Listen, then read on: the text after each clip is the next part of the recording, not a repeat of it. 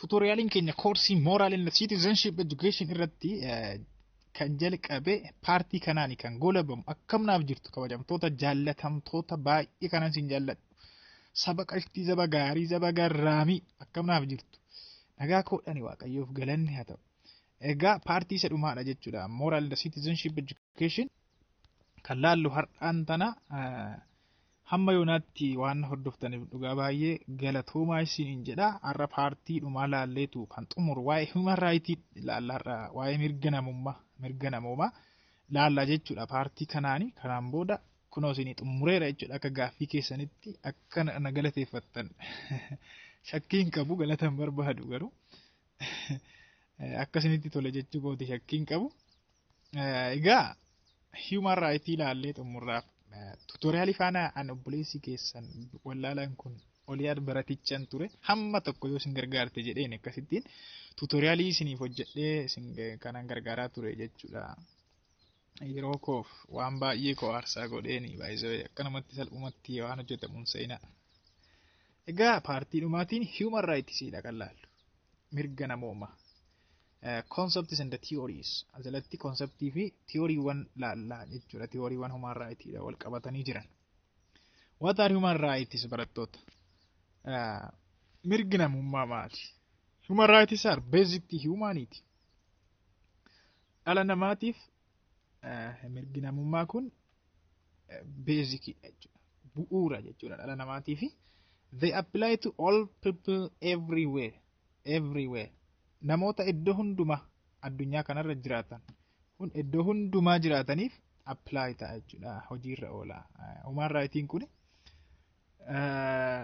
dhala namaa kan ta'e hundumaaf apply ta'a an understanding of human rights is an important part of our individual status as human beings and of our collective status as members of the global community of humankind baay'ee barbaachisaadha jechuudha waa'ee human rights kana hubannoo fudhachuun yookaan hubannoo qabachuun sababni isaas akka nama tokkootti akkasuma akka miseensa hawaasaa tokkootti global world kana keessatti addunyaa ammaa kana keessatti akka nama tokkoottis akka immoo miseensa hawaasa tokkootti hubachuun baay'ee nu gargaara jechuudha. The Universal Declaration of Human Rights kan jennuun UDHR article lamarratti maal jedha stipulated that human rights belong to every humankind jedha every human being human right kan jennu kun nama hunduma ala namaa ta'e addunyaarra kan jiru hundumaafidha kan ba'e jedha without distinction of any kind jedha itti fufe such as gitanii utuu waan tokkoon illee adda hin ta'in odoo adda hin qoodin reesiidhaan sanyiidhaan qomoodhaan osoo adda hin baasin kalariidhaan bifaan osoo adda hin baasin seksiidhaan saalaan osoo adda hin baasin language afaaniin osoo adda hin baasin religion amantaadhaan osoo adda hin baasin political or other opinion ilaalcha siyaasaa yookaan kan biraatiin osoo adda hin baasin national or social origin eessa akka dhufte biyyaan osoo adda hin baasin property qabeenyaan osoo adda hin baasin hiyyeessa dureessatu hin jedhin birth or other status jechuudha hunduma kanaan osoo adda hin baasin dhala namaa hundumaaf mirgoota ba'anidha jedha boqonnaa isaa lamarratti human right universal declaration of human rights jechuudha biyyi keenyas isa kana mallatteessiteetti seera addunyaa international agreementidha mallatteessiteetti keeyyata 13 fa'aa dubbifachuu hin dandeessu isaan kun mirgoonni dimokiraasii fi mirgoonni namummaa heera biyya keenya keessatti barreeffaman akkaataa kanaani jechuudha akkaataa kanaani kan isaan interpret ta'uu qaban yookaan hiikamuu qaban jedha jechuudha kanatti bu'uu hin qaban seerri biyya kamiitu human rights are established upon some main principles qajeeltowwan bu'uuraa irratti kan isaan hundeeffaman mirgoonni namummaa kun jechuudha qajeeltoon jalqabaa universality jechuun human rights are universal it is to show their worldwide applicability jechuudha addunyaa hundumaa keessa iddoo dhalli namaa jiru hundumaatti kan apply ta'an kan hojiirra oolan jechuudha universality dhagaaf jennu qajeeltoon inni tokko universaality ta'uu isaaniiti. Universaalidha human rightiin. Kan biraa inalienable jechuun that means you cannot lose these rights any more than you can stop to be a human being. Inalienability jechuun yoo duute malee nama ta'uu yoo dhiiste jechuun maal jechuudha? You can stop to be a human being jechuun yoo nama ta'uu dhiifte malee jechuun yoo duute malee jechuudha. Yoo duute malee mirgoota kana eenyumaafuu kennuu hin dandeessu, dhabuu hin dandeessu, cannot lose jechuun dhabuu hin dandeessu gaafa nama ta'uu dhiiste yookaan gaafa duute malee qooduus hin dandeessu by the way. Inalienable gaaf jennu qooduullee hin dandeessu, gurguruu hin dandeessu, seel gurguruus hin dandeessu, namaaf qooduu hin dandeessu, dhabuus hin dandeessu jechuudha. Interdependent and interrelated dha kan biraan ammoo walitti dhufeenya walitti hidhamaadha jechuudha. Integrated dha mirgoonni kunneen. Fakkeenyaaf mirga lubbuun jiraachuu qabaattee mirga liberty dhabuu hin dandeessu. Tokko jechuun tokko fudhattee tokko dhabuu hin dandeessu jechuudha. Interrelated dha walii wajjin deema waan ta'eef integrated dha walitti hidhamoodha jechuudha. This is to mean that all rights have equal weight argitanii hundi isaanii mirgoonni namummaa warri jedhaman kun right to life irraa ka right to liberty hundi isaanii right to think hundi isaanii walitti hidhamoodha jechuudha. Walqixadha faayidaan isaanii akkuma kana. Importance isaanii yookaan weightiin isaanii madaala argaa keessa walqixadha jechuudha. And it is not possible for one to fully enjoy and any of his or her right without the others. Fakkeenyaaf tokko dhiiste tokko haala gaarii nan hirmaadha jette nan enjoying godha jette hin dandeessu. Mirga lubbuun jiraachuu nan barbaada, mirga freedom immoo liberty immoo barbaadu jette hin dandeessu.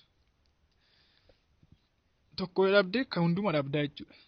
Human rights and responsibilities kan biraamu kan laallu jalatti akka sabtoopikitti human rights dha wal qabatanii itti gaafatamummaawwan jiran. Even biyyi itti gaafatamummaa isheen qabdu laallee gara dhumaarra kunoo ishee kana laallee xumurra jechuudha. Well, human rights and responsibilities. Okay. Human rights involve responsibilities and the duties toward other people and the community jechuudha. Okay, by the human rights gaaf enjoy gootu kan nama biraa seeguu qabda mini.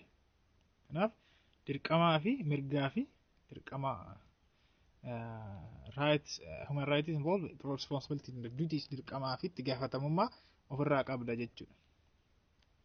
And toward other people nama biraa laalchise. Laalla kunoo sitti claim right mirgoota jechuudha gosa mirgoota. Well as deebina mirga kee gaaf practice gootu kan nama biraa kan tuqnetti kan nama biraas kabajuu qabaattaadha. This is clearly stated in various human rights instruments and the resolutions issued by the UN, including UN Charter irratti Universal Declaration of Human Rights irratti immoo inni kun clearly taa'ee jira jechuudha. Ifaan ifatti taa'ee jira jechuudha. International Convention on Civil and Political Rights kan jennuunis isaan kana keessattis taa'anii jiru jechuudha, barreeffamanii jiru. International Covenant on Economic, Social and Cultural Rights isaan kana keessattis caqafamee jira yookiin tarraa'ee jira jechuudha. Human rights kun UN Charteridha kalamaan isaanii jiru. Inni kunillee Convention on the Rights of Children CRC jechuudha. Convention on all forms of discrimination against the women CEDAW jechuudha. And the Paris Principles kan jedhaman keessatti human rights tarreeffamanii jiru. As keessatti duty fi responsibilities hundinuu as keessatti barreeffamee jira jechuudha. Duty'n state duty'n tokkon nama human rights kana laalchisee dirqamni namaa fi biyyarra jiru maal akka ta'e tarreeffamee jira as keessatti. Categories of human rights human rightiin kategorii sadiittidha kan isaan qoodaman. Garee jechuudha. Garee sadiitti qoodamu. Garee jalqabaa first category warri ta'an isaan kanadha. Civil and political rights. Civil and political rights jechuudha. Garee jalqabaa keessatti kan qoodaman. Civil and political rights. Kun as keessatti tarreeffamanii jiru isaan sun. Covenantii kanarratti jechuudha waliigaltee kana keessatti. Gareen jalqabaa isaaniidha. The first generation rights jechuudhaan illee waamna. First generation which uphold the sanctity of the individual before the law and guarantee his or her ability to participate freely in civil, economic and political society. Hawaasa siyaasaa tokko keessatti siviilii qabeenya ekonomiidha waa wal qabate keessatti akkati birmadummaadhaan akkati hirmaattu mirgoota sii kennanidha isaan sun jechuudha. Civil and political rights first generation right jennaani. Second generation right kan jennuun ammoo social and economic rights idha. Social and economic rights isa kana keessatti barreeffamanii jiru isaan kun immoo. UN charterii kan ta'e isa kana keessatti social and economic rights. Second generation right jennaani isaan eenyu fa'aadha kan makatani social, economic and cultural asuma maquma isaa raawwachuu dandeessu jechuudha. Social, economic and cultural rights jedhamuudhaan conventionii kana keessatti separate ta'ee barreeffamee taa'eera jechuudha. Inni sadaffaan third generation rights kan jennuun inni sadaffaan isa kana ilaallee itti darbina. Social and economic right kan jennuun includes right to education is in dabalata. Health in dabalata. Fayyaa jechuudha. Mirga barachuu, mirga fayyaa argachuu, mirga nageenyaa, mirga hojii. Remuneration from trade unions and free association kan hundumaa jechuudha. Associationii tokko waa'ee daldalaa wal qabatee waan akkasii karaa bilisa ta'een uumuun akka danda'amu jechuudha. Inni sadaffaan development and environmental right dha. Third generation yookaan maqaa biraatiin solidarity jechuudhaan waamna isaan kana. Isaan kunis barreeffamanii jiru jechuudha. UN charterii keessatti third generation rights all solidarity jechuudha waamamu. Isaan kaayyoon isaanii yookaan aimiin isaanii maalidha? To guarantee that all individuals and groups have the right to share in the benefits of the earth's natural resources jechuudha. Earth's natural resources qabeenyaa uumamaatti haala walqixa ta'een gargaaramu. As well as those goods and reproductive that are made through process of economic growth, expansion and innovation keessattis haala walqixa ta'een fayyadamu. Economic growth jechuun biyya immoo guddachaa deemtu haala walqixa ta'een fayyadamu. Biyya immoo bal'achaa deemtu. Innovationiin guddinni teknooloojii immoo dagaagaa deemu haala walqixa ta'een fayyadamu. Mirga akkasii qaba jechuudha. Dhalli namaa kun mirga namummaati. Solidarity right jechuudha waamna. Third generation or solidarity rights include right to public goods such as the right to development. Guddina keessatti hirmaachuu jechuudha. Environment and peace. The third generation rights are still considered as emerging rights dha baay'ee inni kuni. Reefu ganaa emerge kan ta'aa jiran guddachaa kan jiranidha jechuudha gosti mirgoota kana. Where the rights holders and the duty bearers of the rights include under this category are yet to be identified clearly jechuudha. Jechuun hammayyuu akkaataa ifa ta'een hubatamuudha qabaatu jechuudha. Right holderii fi right bearerii. Right holder jechuun mirga warra qaban jechuudha. Right duty bearer jechuun immoo dirqama warra ba'atan jechuudha. Mirga sanaa wal qabatee warra dirqama ba'atanii fi mirgoota sanaa wal qabatee abbaan mirgaa fi abbaan dirqamaa jechuudha. Gabaabumatti baramuudhaaf ammallee emergingii waan ta'aniif emerging right yookaan right mirgoota reefu biqilaa jiran waan ta'aniif ammayyuu ganaa hojjetamaa jira jechuudha hojiin. The Ethiopian human rights system dha dhumarra kan laallu. Mirga sirna mirga namoomaa Itoophiyaa laalla. Egaa mirga namoomaa Itoophiyaa keessattis dhaabbanni mirga namoomaa hin jiraa mitire. Constitution keessas hin jira jechuudha heera keenya keessa. The FDD Constitution classifies human rights as one of its 5 fundamental principles. Akka qajeeltoo tokkotti kan inni kaa'u shanan keessaa qajeeltoo 5 of keessaa qaban jenne heera constitution biyya keenya. Qajeeltoon jalqaba maalidha? Popular sovereignty dha mitire. Qajeeltoon jalqaba dubatti deebinee ilaallu. Qajeeltoon jalqaba popular sovereignty keeyyata 8 irra isa jiru kan constitution of keessaa qabu jechuudha. Itti supremacy of constitution, constitutionalism and constitutional supremacy, sanctity of human rights. Qajeelto tokkodha jechuudha inni kun principle tokkodha. Keewwata 9 heera Itoophiyaa keewwata 10 keewwata 10 keessa kan jiru kun human rights dhaan wal qabataa jechuudha. Achi ka'eetu kan inni 33 isaanii kan tarreessu jechuudha. By the way 33 isaaniitti ammas keessatti human rights jedhuudhaan qoodu jirra. UNA inni kan keenya democratic rights fi human rights adda baaseera constitution. Garuu achi keessatti gaafa laaltan bakkuma tokkotti human rights jedhee qoodee democratic rights. Well, inni philosophy biraadha achi naan amma. Kanaaf akka fundamental principle tokkotti human rights qoodee jira jechuudha constitution FDD. That human rights and the freedoms emanating from the nature of mankind. Dani kan imaanee godhu yookaan kan inni burqeessaa jechuudha mirgi fi birmadummaan dhala namaa kun nature of mankind. Namummaa dhumarraa waanuma nama taate are inviolable jechuun kan sirraa hin fudhatamne kan hin gurguranne maal jechuudha inalienable and that the human rights of citizens and the peoples are respected. Kanaaf mirgi dhala namaa mirgi lammiilee mirgi namaa kabajamuu qaba. Sababni isaas inviolable kan sirraa hin fudhatamne kan dhabuu hin dandeenye kan gurguruu hin dandeenye kan namaa qooduu hin dandeenyedha waan ta'aniif mirgoonni kun jechuudha. The constitution further empowers all federal and state legislative. Gitanii hundi aangoon mootummaa federaalas ta'e seera tumtuun jirti minire mootummaa federaala sadarkaa federaalatti sadarkaa naannootti seera tumtuun jirti. Seera raawwachiiftuu executive jira, judiciary, seera hiiktuun jira.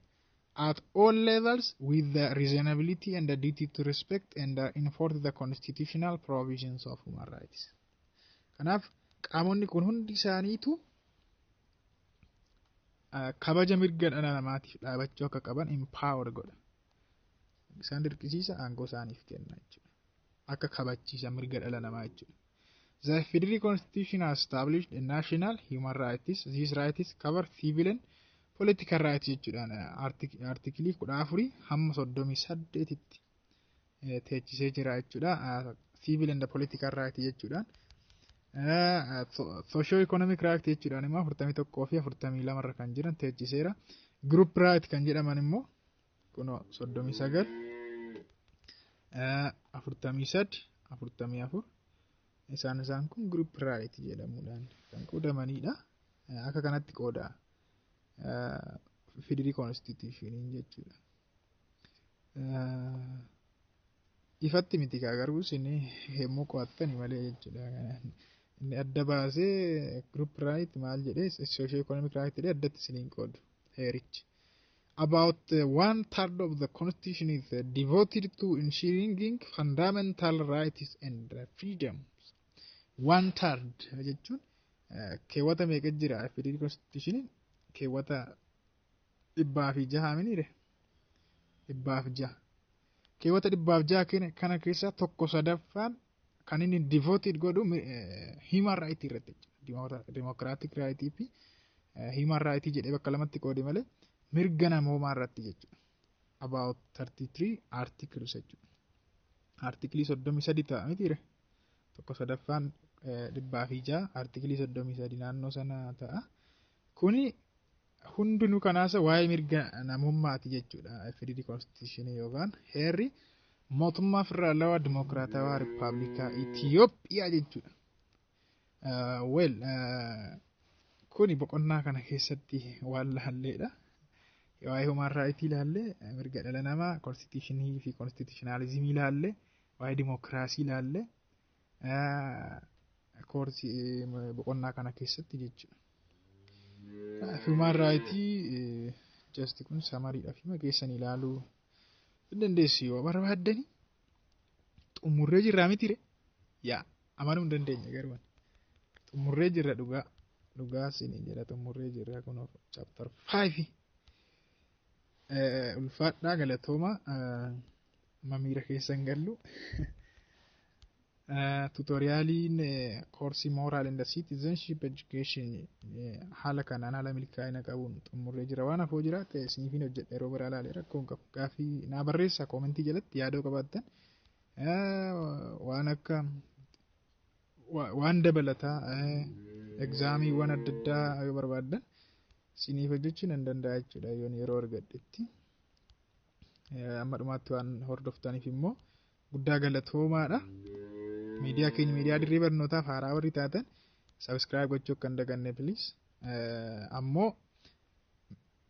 karaa telegiraamaa illee join gochuudhaan hordofuu hin dandeessu. Meeshaalee barnootaa odeeffannoowwan barnootaa wal qabatu fa'aa argachuu hin dandeessu karaa sana.